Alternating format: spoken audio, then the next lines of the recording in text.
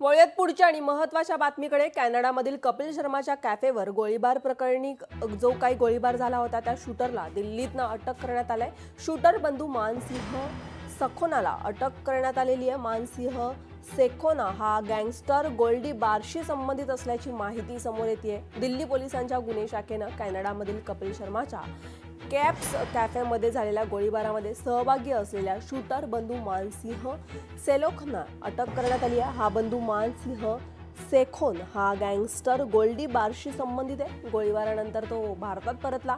सेखोन हा लॉरेन्स बिश्नोई गँगचा most wanted gangster Goldy डिल्लोनाच्या संपर्कात होता। दिल्ली पोलिसांच्या गुन्हे शाखेनं हे एक मोठं यश मानलं जात आहे। अटक करण्यात आलेल्या आरोपी बंधू मानसिंह सेखोना हा कॅनडामधील गोळीबार घटनेतील मुख्य शूटर असल्याचं देखील सांगितलं जात आहे।